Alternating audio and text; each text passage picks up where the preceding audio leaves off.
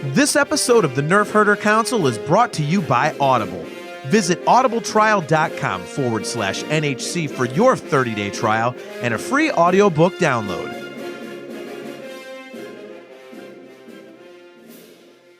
I'm Kevin Thompson. I'm Chubray from Return of the Jedi. You're listening to the Nerf Herder Council. Warning: the following podcast contains irreverent humor, exceptionally nerdy opinions, potential cursing, and plenty of love for the prequels. If any of the preceding offends you, please turn off this podcast immediately, and may the Force be with you. Why, you stuck-up, half-witted, scruffy-looking nerf herder! You can't use that word! Only we can use that word!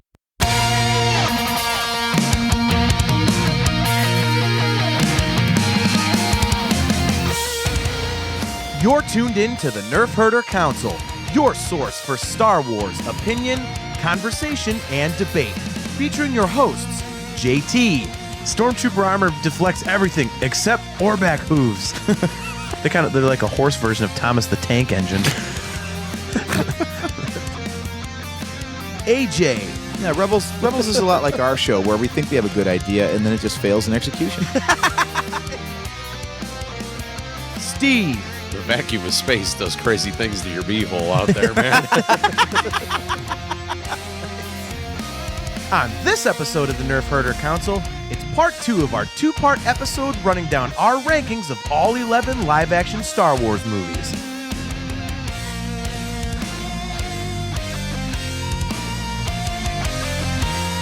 This is the Nerf Herder Council.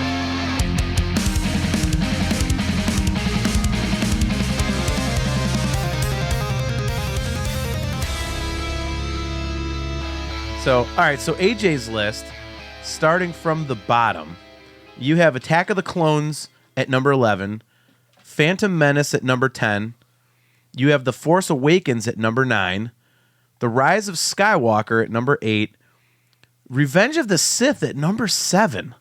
See, once you start getting up above like number 8, then you just got to start putting stuff at the bottom because you need to leave top slots open for other things. Okay. It's not a matter of like, that movie sucks, but like, well, Yeah, which one of these that is above it would I move below it? Yeah, that's to make literally room? like my 6 through 9 on my list is just like, hey, they got to go somewhere.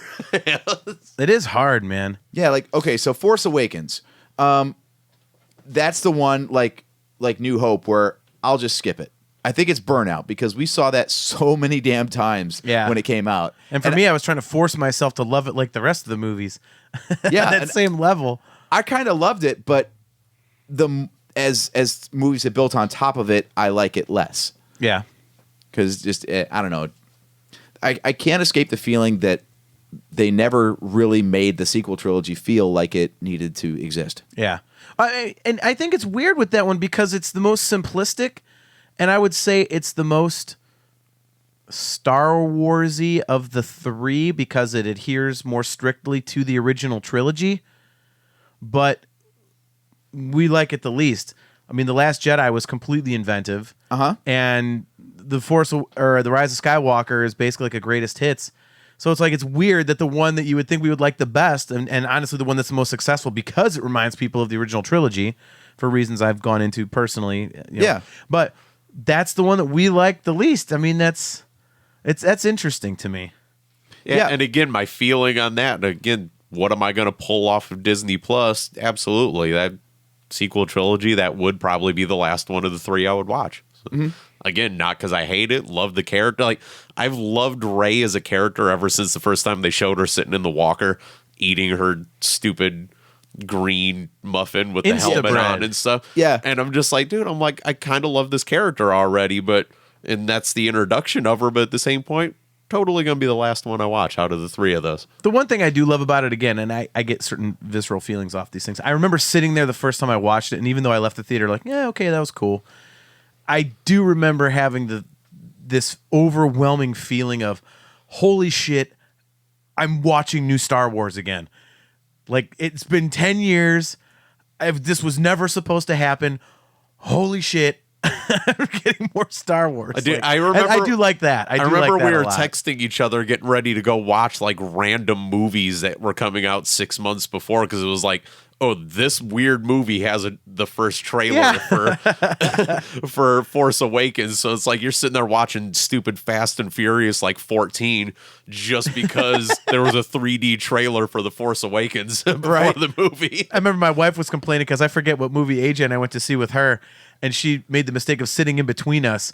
And the trailer for Star Wars came over, and we were leaning over, hitting each other, like going, "Dude, dude, dude!" And she's like getting beat up by our elbows and everything. Like you knew it was that trailer too because it was black and then the green outline. Oh, and yeah. then you're like, "Yep, oh yeah, yep." And then the boner occurred, right? So, all right. So you were saying, AJ, Force Awakens. Man, more and more, I'm thinking I should actually reverse Rise of Skywalker and Force Awakens on this list. You think? Because there's nothing about Rise of Skywalker that I'm like, yes, finally. I'm just like, it's just weird. It's the more I think about it, the less I like it. Maybe when I see it more on digital, I'll get back into it. But I would say that Force Awakens does a better job of opening the trilogy than Rise of Skywalker does at closing it. Okay. See, for me, the Rise of Skywalker was really difficult to rank because it almost. I'm sorry to keep using the term. I hate to beat it to death, but it doesn't. Then think of something else. It just feels like, it's kind of like a highlight reel rather than an actual like start to finish story. It just reminds me of a highlight reel. It's kind of like watching, all the high spots from a wrestling pay-per-view. Like, oh, look at this cool move, and then this guy did this cool move, and it's not. Right. You know what I mean? That's how it feels to me. So it almost, to me, it was weird. It almost felt like unfair to rank it for me because I see it outside of the other movies. Well, and a lot of the story beats aren't earned as a result. I mean, you had some weird stuff. Like you said, the directorial change, Carrie Fisher dying completely changed what they were able to do. And putting Palpatine back in there, I'm sorry, it's just, ugh. Do you think Palpatine would have been in there if Carrie Fisher had survived? Yeah. yeah. Well, but I mean, it was supposed to be her movie, so the whole thing was supposed to be about. They'll never say it, but I guarantee you Snoke was not supposed to die in 8, according to JJ. Oh, I would Probably. almost guarantee that. I think it's cool that he did. I mean, that was an amazing swerve. I think it's crap that they weren't confident enough in Kylo as the main villain, though. Well, I don't know if it was confident enough. I think it was that had been done. Here we built up the bad guy, and then something's going to happen to him at the end of the third movie, the trilogy. No, not in Star Wars though. In Star Wars, it was Have always. you heard of a guy named Darth Vader? Yeah. Okay. So when is Darth Vader the standalone main bad guy? I get what you're saying, but That's what I'm saying. Is like that's the one thing Vader was never able to do was stand on his own. He was always under someone's thumb, and it was usually Palpatine. Or Palpatine and the Jedi Order, if you want to look at it that way. of course he didn't stand on his own. He didn't have his own legs. Yeah. For the same reasons you guys are just mentioning, I don't have a problem with Rise of Skywalker still. I mean, the way I don't have a problem with it at all. I don't It's care just- that it's a highlight reel. I expected it to be, and it's exactly what I got, so that's why I ranked it so high. Yeah, I mean, the way Kylo was ripping through everybody at the beginning and standing up to Palpatine being like, F you, buddy, this is my galaxy now. That I was on board with that. And then when he's like, okay, we'll do what you want to do. I'm like, oh, not again. Not again. The only problem I have, and we'll get into it once the novel comes out and stuff, is that they just should have did that better. The fact that we got the trailer at Celebration, we were all hyped up that the Emperor was there, but we all went, how? And the fact that he still just appeared in the movie without even like a single line of dialogue that said it's a clone or this or that, the other. And it's like, you could have used that. But You really there's could've. there's no way that would have been satisfying. I mean, as soon as they brought him back, they painted themselves into a corner because you saw the damn Death Star blow up. You saw him get thrown down the shaft. All the blue energy comes up. I mean, as soon as they did it, like if they do it like this and he just is all of a sudden back, you have the people complaining, "Oh, well, how did he survive?" And then if you Which have is what happened. Yeah, and then if you put him as a clone, you're gonna have the people going, "That's so stupid. He's a clone. Why can't everybody else be a clone?" Because it's like no one's going to be happy with it. I Yeah. mean, they in that my was their mind, main mistake. when they showed the tanks, Kylo could have walked over acknowledged, hey, didn't even question it, just go, you're a clone. Like, Right. Stay, and just point. and just have Palpatine mention, yeah, maybe in the vessel, but not in the thought of whatever. And you go, okay, that's all it needed. Well, he does Right. say something like that in the book. There was a little Yeah, excerpt. as I said, it's in the book. Yeah. But that's all the movie needed. It was like 30 seconds right there to go, oh, okay, now it all makes sense why the Emperor is here, and we could all just moved on. And Yeah. it would have been perfectly See, fine. and have you seen that little excerpt where when he's I talking about? texted it to you guys. Yeah. Yeah, and And that's But then- that's but then always you- but been our then- problem, but where I- it's like we shouldn't have to go to the book for that. Like when that could have been solved in 30 seconds on the screen. So yeah, I think this has actually solidified how I rank these movies. Like, I try to take like a broad stroke. What is the main thing we need to take out of this movie for the others? And like episode 2 is Anakin and Padme are in love, and I didn't buy it. I thought it was a crap way to portray that, so that's why I got the bottom spot. This one is Palpatine's back. I thought they handled that like crap, so that gets a pretty low ranking from me right there too. All Like right. there was cool stuff. Like when we thought Chewie died, that was out of nowhere. I don't want to see Chewbacca die, but boy, it got the reaction it was supposed to out of me when Yeah. I first saw it. yeah, They could have handled that better by drawing that out a little bit more. You know, there's all kinds of nitpicky Yeah, stuff. But yeah. yeah, that's the thing is like you said, it's not Rise of Skywalker isn't so much a movie as a highlight reel. It doesn't have enough story of its own. It's just jumping from point to point so fast. It's like every payoff is unearned. Like you guys mentioned the pro wrestling thing. Like, you know, when we all went to buy the DVDs of like Stone Cold or DX or whatever that just always had the good stuff on it. yeah. Like, and we all enjoyed those, right? Because it had all the good stuff in it. That's why I'm cool with the Rise Yeah, of Skywalker. No, I totally get it.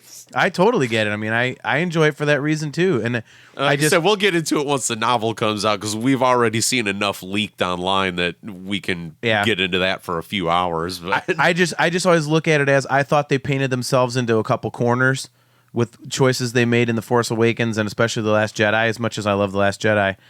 And I was like, so I knew that there was going to be so many things that they had to do that wouldn't be satisfying to a lot of people in The Rise of Skywalker. I just knew it. I mean, because they were stuck. You know, killing Snoke, they were stuck. Yeah. Not they had to have a bad guy, and Kylo Ren was not a strong enough bad guy to live up to like what they had with Vader in the original trilogy and Anakin in the and the Emperor and whatnot in the prequel. So I just but so moving on, you have Revenge of the Sith at number 7. It's a default spot again because Okay. I can give you reasons why all those other ones above it deserve their spot. So being odd man out, it had to go down there. Okay. I don't really have anything bad to say about it. It's the strongest of the prequel movies, and you get to see Darth Vader and a whole bunch of original trilogy callback stuff. So it's all cool that way. And soundtrack's awesome. The Mustafar scene is kick ass. I mean, still it looks phenomenal, and it's now 15-year-old digital Yeah. effects. Yep. So I mean, it's awesome all the way around. But I can give you reasons why I like every one above it on this list better. Well, what was interesting to me, and we'll go through the rest of yours. Number 6 was Solo. Number 5 was Return of the Jedi, which I would really like to get back to. Number 4 was The Last Jedi. Number 3 was Rogue One. Number 2 was A New Hope, and number 1 was The Empire Strikes Back. I was really surprised that you have Return of the Jedi at number 5, because universally you've always said that that's your favorite movie. So to see it, I mean, if you're not going to put it number 1, okay, because of Empire, I get it, but to see it at 5 is kind of, I thought that was really low. Again, it's a matter of picking the worst of the best. It's a great conclusion, and I love it for sentimental reasons, but I can't say that it's a better movie than the 4 that are above it. So you think The Last Jedi is a better movie than Return of the Jedi? Yeah, it's brave as hell. It's the one that still gets my mind going. I love to think about it, and I pick up new stuff when I watch it, and it's by far the best of the sequel trilogy. Yeah, that I will agree with. And because it's 8 movies into a 9-movie saga, and it still managed to do new things and interesting things, I give it all the more credit because it's hard to come up with new stuff that doesn't completely break the continuity at that point, and they did it. Yeah. I mean, the only things I agree, Steve, like the bomber thing was kind of dumb. It's like, well, now you got like dumpy slow ships, like, Right. and the whole space gas. I'm like, ugh. Like, We've had this for years. There's been no gas. Like, what are you doing with fuel now? All the movies have their own. Like, you could go through this whole list and pick at least one horrendous scene out of probably every one of these movies. Oh, yeah. So it's like they all have their faults, that's for sure. I mean, Jedi Rocks in the special edition of Return of the Jedi right there should tank it, right? Yeah. I still don't understand what the point of that one But was. yeah, there's another show episode we can do worst scene in each movie. The bombers and the fuel. Oh my God, I'll do that list now. The bombers. Number 11 on the bottom of the list. Dude, no. Carrie Poppins is worse than the bombers. Oh, no. Carrie- so close. No, So close. Carrie Poppins is the single worst live action Star Wars scene there is. So close. It's very close for me. I would rather listen to the 20-minute extended dialogue version of Padme and Anakin in front of the fire in episode 2 than watch Carrie Poppins. If we ever do that show, I'm gonna have to think about where I'm gonna rank those two. Thankfully, we don't have to rank it. We just have to go through each movie and be like, okay, what's the crappiest scene? Like, could you imagine trying to come up with a crappy scene in like Rogue One or something? I mean, what would you pick? Like, Let's see. I don't even know what I would pick. It's like, what's the crappy moment? Oh, when Chirrut Imwe dies, because I love that guy and I want more Chirrut Imwe. Like, that's the only thing you can really say. Yeah, the only wonky thing about Rogue One is they took like the exaggerated distances of Star Wars and made them stupid exaggerated. Like, we're gonna park 3 miles away from where we're trying to get to in the beginning, and then like they crash land on Edu, and it's clearly like 2,000 feet up the side of this thing at night in the rain, and Jin climbs that thing in like 5 minutes. Maybe she's a CrossFitter, right? Like, all that crap. Like, yeah. That's the only weird thing is like I look at some of that stuff. I'm like, there's no way in hell it happened that fast. But other than that, yeah, there's nothing weird. I'm trying to think. I remember sitting in the theater, and I swear to God, I probably had the same feeling for both Carrie Poppins and the Resistance bombers. I'm having a tough time figuring out which one I hate. We're on to like crappy hate scenes. more. Rogue One. He's still dwelling on that one. So yeah. But yeah, Rogue One was the movie we didn't know we needed until we got it. So that's why it's up there. Yeah. I mean, it bolts onto the original trilogy so well. New Hope, because it's the first one. You've got to give credit because none of this would have existed if that wasn't such a huge, brave success that it was. Yeah. And then Empire Strikes Back is that, but different. So it's not a rehash of what was already incredibly popular. And overall, it's a better movie. So if you're going to give the number 2 spot to the original for being the original, then the thing that twists it and improves upon it has to be number 1. Yeah. I always look at Empire the way that I look at And Justice for All by Metallica. I know like there's always the age-old argument, which is better, Master of Puppets or And Justice for All. And most people, I would say, probably fall on the side of Master of Puppets. But for me, I was looking at Justice for All as like the definition of what Metallica is supposed to be. Like all the adjectives that people use about Metallica, like aggressive and angry and, just stuff like that. Like that's what that record is to me. And Empire is, that's why I say it's the best Star Wars movie, because it's basically, when you think about all the things that people associate Star Wars with, that is like the paint by numbers version of each and every one of those things. Mm-hmm. So, I do not disagree with anybody putting that at number 1. That's for sure. Like I said, I was just so surprised to see you had your favorite movie at number 5. I was like, wow. Number 1 and 2 were locked up, and I hadn't put Rogue One or Last Jedi anywhere yet, so I had to put Return of the Jedi down there. Right. Yeah, I knew you'd have Rogue One high because, you and I both agree on that one. That's the one that I can just, if you're going to give me the catalog and say, hey, watch a movie, it's going to be Rogue One. I fall back on that one a lot, too. That one and Empire are the ones that Rogue One just... It's just perfect to me. I can't find a flaw with that movie, no matter what. If you're going to find a flaw with the original trilogy, it's that the effects are from the late 70s and early 80s. So what we got now is we've got 2016 effects with all the cool stuff of the original trilogy. Yeah.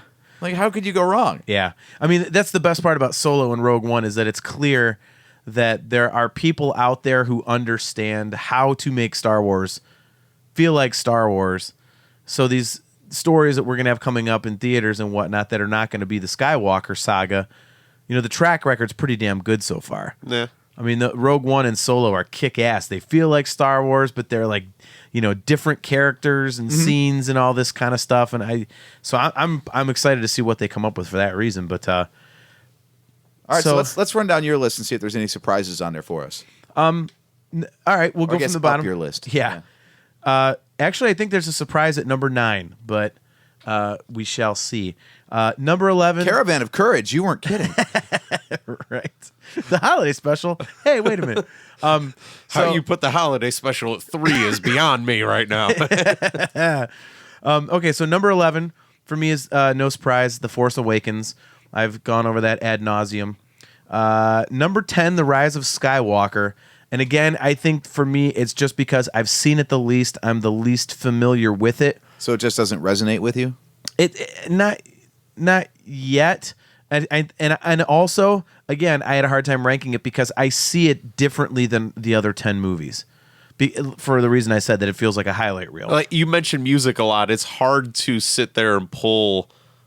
Like you see my wall with the million Blink-182 posters. It's right. It's easy to say which album I like, but then when you sit there and go, well, where's the greatest hits at? And you go, well, it's all already in there. Yeah. So yes, exactly. So yeah, it is hard, and that's why I think I'm on the same page with you. That I've seen Rise of Skywalker so many times now that I'm just like, I think I like it more than these other movies. I don't know if I really do or not. It's just that you're most familiar with it right now. Yeah.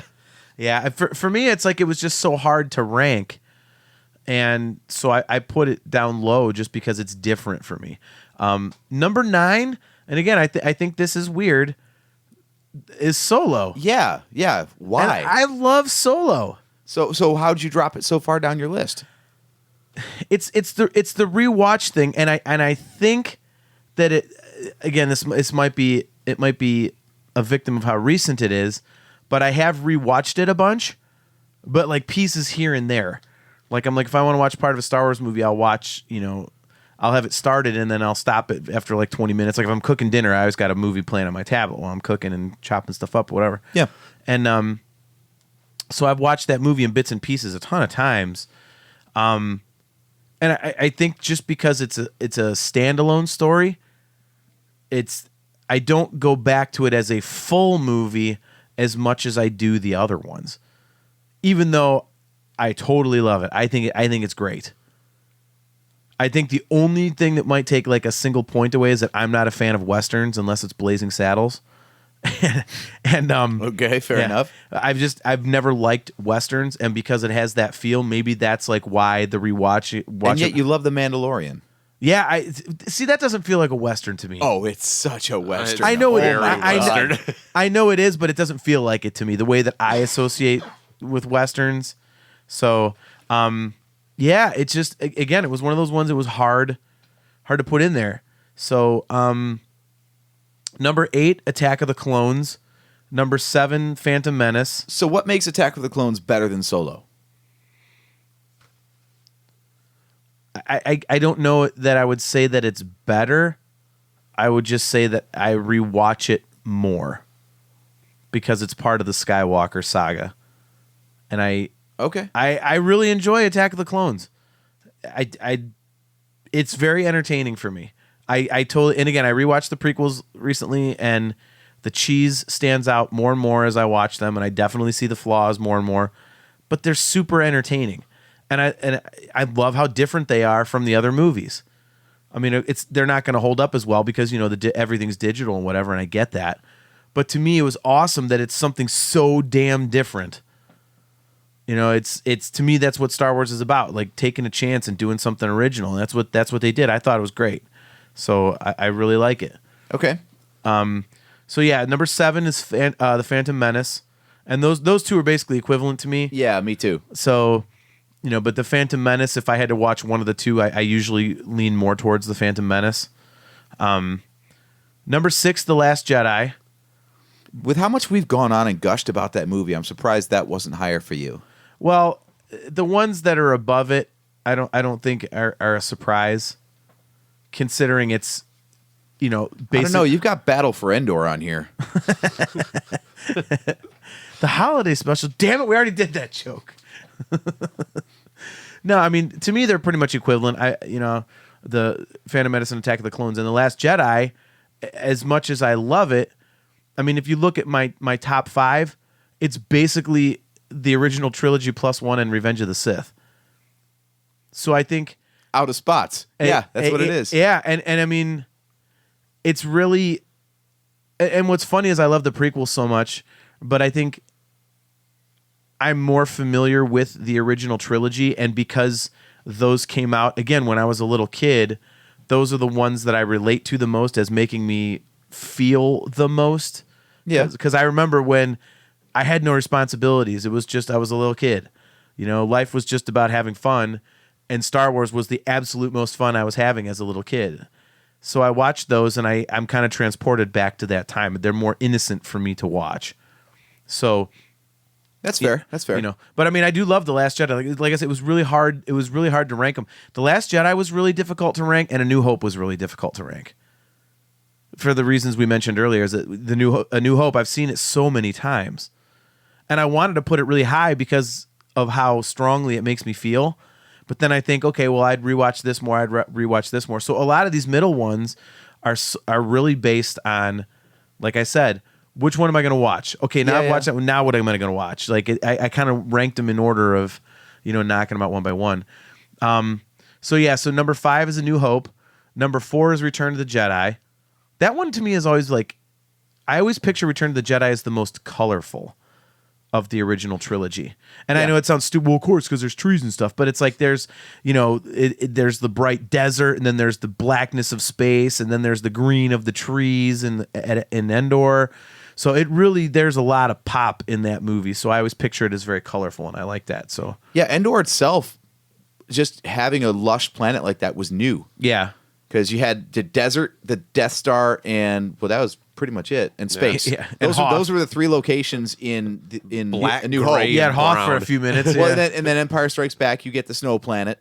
And you get the black, cloud gray, planet. and brown, And Dagobah in the swamp. Yeah. black, gray, brown, Dingy. and white. Yeah. Like Yeah, those were your yes. Star Wars colors Yeah. until Return came out. Yeah. Yeah, exactly. That's what made it so different. Like, they're traipsing through a forest. Yeah. Like, that's weird, man. No. So number 3 for me is Rogue One. I mean, we just touched on it. That movie to me is basically like perfect. Mm-hmm. I can't believe it had all that crap going on behind the scenes and still turned out the way it did. That movie surprised me almost as much as The Force Awakens, because I was going into it like I don't know if you guys remember, but I was not pumped up for that movie at all. No, none of us were. And it just happened like a month before the movie. All of a sudden, I was like, new Star Wars, cool. I was into it. And I went into it just expecting some, almost like a made-for-TV type of thing, type of feel. It's weird to me. if I remember and I loved correctly. it. If I remember correctly, I think I might have been the happiest out of the 3 of us that was coming out because of the original trilogy. And there were Vader rumors like crazy. Yeah, and then the Vader scene and all that. Now, ultimately, years later, that's like I'm the one out of the 3 of us that ranks that the lowest. Yeah. Yeah, And yet that's the best Vader scene ever. I know. Dude, if you would have gave me like 30 or 40 more minutes of that, dude, number 1 movie, totally. Yeah, that movie just is so unbelievable. And again, all the stuff that happened behind the scenes, and for it to come together as well as it did. Yeah, I mean, they got a new director, like 36 hours before the goddamn thing hit Right. theaters? Yeah, that was amazing. And, like I say, I went into the theater expecting to just be like, kind of like the feeling that I had with The Force Awakens, like, that was cool. Okay. Instead, I got the feeling I wanted to get from The Force Awakens, which was, holy shit, was that awesome. Yeah. And The Force Awakens, I was expecting to just be blown out of my chair. And I was like, no, okay. Just because of my feelings on it being an episode 4 rehash. So, those were the 2 most surprising movies for me. Number 2 is Empire. Obviously, it's got to be in the top, 1 or 2. Mm-hmm. I think everybody has that ranking. That one's obvious. And my number 1, like I say, is Revenge of the Sith. I do not have Empire as number 1. And Revenge of the Sith, I love it. You and I going to see that for that midnight movie was awesome. I always have awesome memories of that. And I still to this day just watch the movie, and it always blows my mind that the last time we see Anakin and Obi-Wan together as like friends is only like 40 minutes into the movie. Mm-hmm. And every time he turns, I just, as the movie goes, I'm just like, oh man, don't turn. Like, it just, something about the way they did it just always resonates with me. And I've always believed that it is so badass that it wasn't just, I'm a dick, now I'm a bigger dick, now I'm a bad guy, now I'm the baddest guy. It's no, he's trying to do it for the right reasons. You know, he's trying to save people that he loves, and he's doing what he's doing not because he's an a-hole. He's trying to do right by the people he cares about, or the person he cares about the most. And it's a tragic thing to me. It's like, you know, he basically created the thing that he was the most afraid of. Yeah. To me, it's almost like online Star Wars fandom. Like the irony of it, it's like they kill what they love. Yeah. You know, they Yeah, it's don't, true. and they don't understand they're doing it. So It's just something about Anakin mauling all these little children that just really tug on your heartstrings and makes you really love the movie. oh, dude, I saw that the other day, and he's like, Master Skywalker, there are too many of them. What do we do? And I'm like, God, he's really gonna mow down little kids. And then I just went in my head and like picturing what it would look like if they would actually shown it on film. Like, yee, don't think that again. Right. That's just bad. So, yeah, I mean, my list was a little bit different from your guys. I mean, it was interesting. Like I said, felt bad for all those clones. They were just trying to follow their orders, and those Jedi just kept on reflecting blaster bolts back at them, and so many of our brothers fell that day. Yeah, so ultimately, I think we came to the conclusion that it's really easy to come up with maybe the top two and the bottom two, and then everything else is just like throw a movie against the wall and see what place it sticks in. yeah, for me, it was the top three. It's like was, a March Madness bracket. Yeah. There you go, topical. For me, for me, the top three were easy, and the last place one was easy. It was all that stuff in the middle that was kind of a pain in the ass. So I mean, we could focus on like specific aspects and come up with a completely different ranking. So, Yep. you know, I mean, there's any way you could slice this. So, where do we come down on the movies as a consensus then? Like, as a consensus, so in last place we have Attack of the Clones. As well it should be. Yes, according to you guys. Oddly, at number 10, second to last, The Force Awakens. we did that. Yeah, me and That's you. me and you, JT. Yeah, it is. No, it was Yeah. 7th place on my list too. I don't care how much I like Ray. Like I said, Yeah, it's well, going it to was be the last 11th of for the me and 9th for him. So it's still going to be the worst one of the bunch for me. So yeah, all right. Number 9, The Phantom Menace. yeah, it's kind of where you'd expect it. Yeah. Number 8 is The Rise of Skywalker. I would have thought that would have been a little higher, but Again, maybe once you guys see it some more, maybe yeah, things change. I Who tried to knows? guess where I thought everybody would fall on some things, and that's why I have a few things highlighted here. So Because I'm not I did get surprised by a little bit. say I'm not surprised too much yet. Number 7 is Solo. That's about where I would expect it to fall Yeah. based on our tastes. Yeah, that one was not. Yeah, I think you could have hovered that anywhere between 5 and 7, and it would have just fit anywhere in there perfectly fine. Yeah. I think the next 3 kind of surprised me for one reason. Number 6 is A New Hope. I would have thought that one would have been a little higher. Yeah, I dumped Middle of the pack. I dumped the Yeah. average on that one down a little bit. Yeah, way to go, jerk. Yeah, that was me and you canceling each other out. I put it at the top, you put it at the bottom. Yep. Yeah, I mean that really is. That's position 2 and 10. You end up with 6. So there you go. That's like Yep. that's like me and Steve with Rise of Skywalker. He's got it 3rd, I've got it 10th. So that's what tanked that one. Number 5, Return of the Jedi. That's actually exactly where AJ had it. Yeah. It's lower than what I had it and higher than what Steve had it. So that's right in the middle, I suppose. Again, that's This is how averages work. that like that like 4 to 8, 4 to 9 area is just so gray with all these things. So. I know. Well, number 4, The Last Jedi. And like I said, with these 3, I was kind of surprised that, I mean, I love The Last Jedi, but it was surprising that when you average out our scores, Oh, apparently, wait a minute. We're not reporting this quite right. Why? Well, Return of the Jedi and A New Hope had the same number of votes. That's actually a tie. Yes. So they're tied for 5th place. We don't actually have a 6th place, is what we're saying. Well, That's true. I put Return of the Jedi higher because that's better. your favorite movie. Yeah, because it's better. Yeah, it's your favorite movie, and A New Hope is not one of our favorite movies, so it was like a Yeah, tiebreaker. okay. So Yeah, I mean, I've got a But- shrine to Return of the Jedi in my house. I don't have a shrine to A New Hope. So. exactly. So yeah, but I mean, I couldn't believe that we had The Last Jedi above two of the original trilogy movies. That was really surprising. As much as we love The Last Jedi, I mean, that's weird to me. I was like, wow, that's kind of interesting.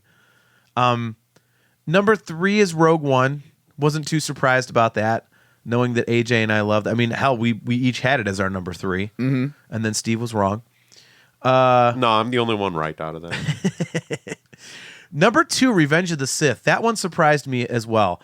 I knew that it was my number 1, but I didn't think that you guys would have it. I mean, I didn't think, Steve, you would have it at number 2. So I think I expected that to be quite a middle of the pack movie, and me to be. I forgot how biased he is towards Darth Vader. Yeah, I did too. The rest of the stuff is all forgivable as long as Vader's in it and he does well. Yeah. I mean, I really thought that would be middle of the pack, and the only thing would have really helped it is me giving it number 1. But no surprise, number 1, Empire Strikes Back.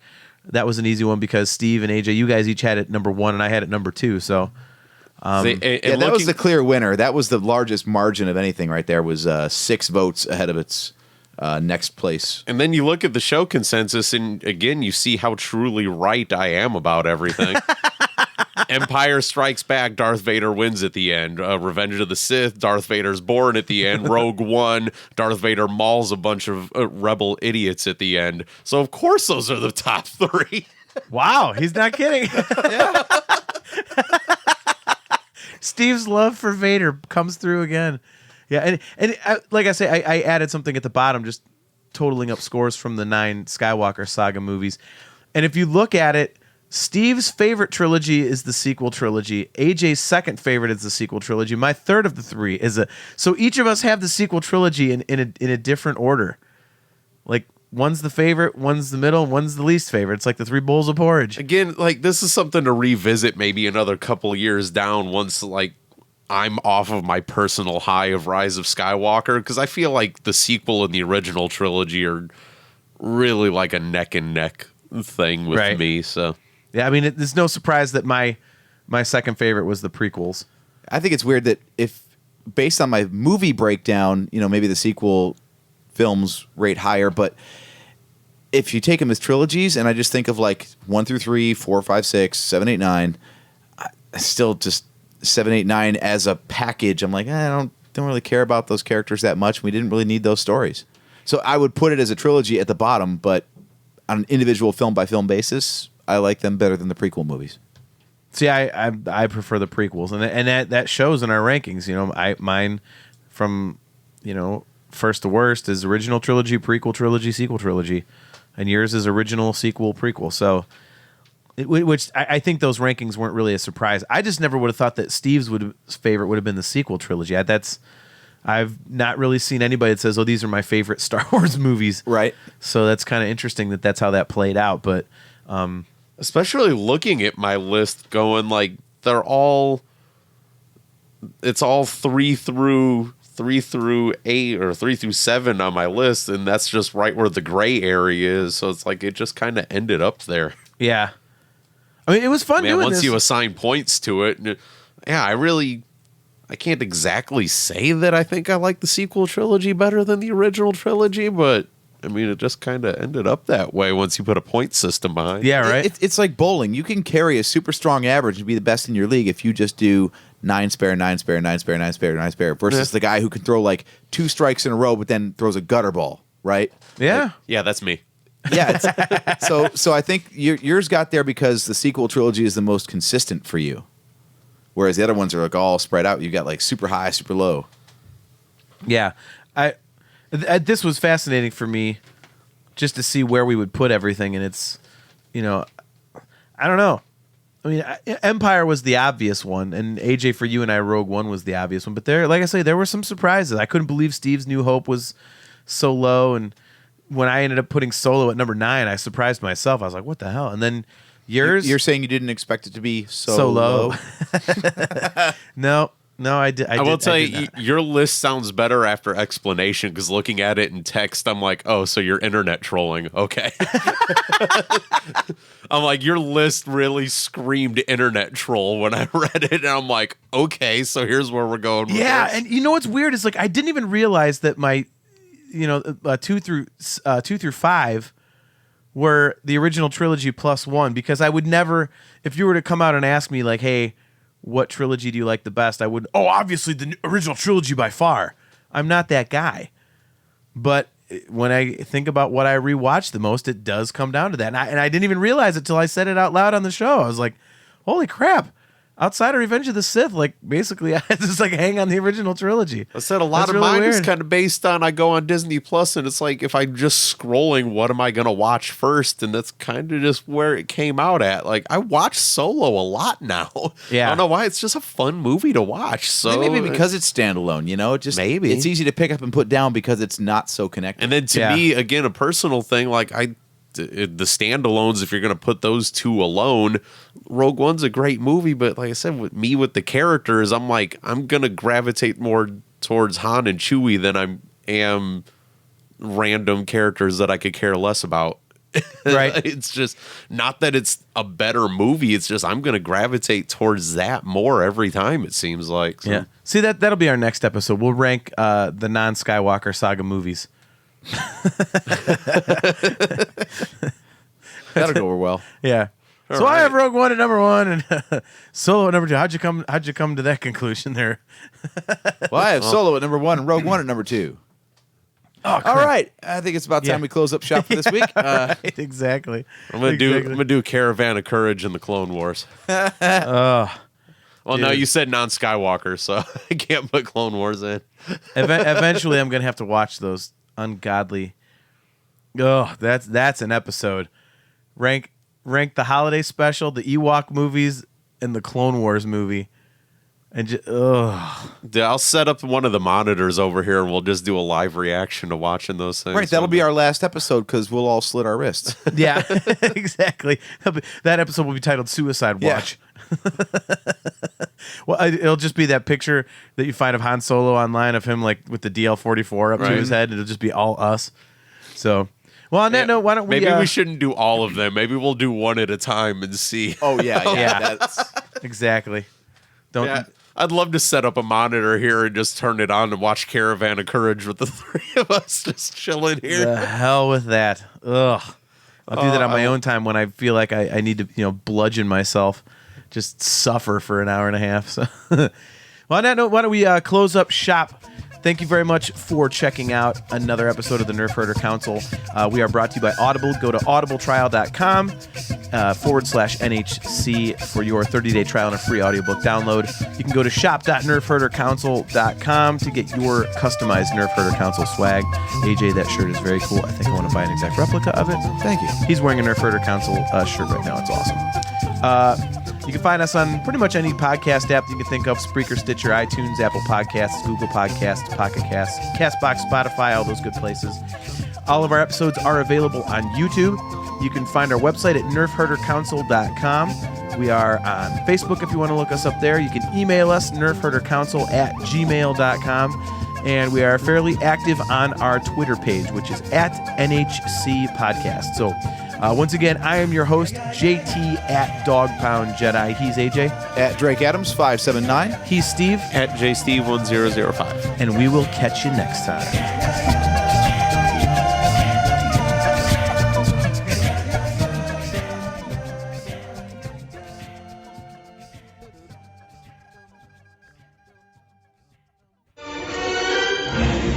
This bucket of bolts is never gonna get us past that blockade. This bucket's got a few surprises left in her.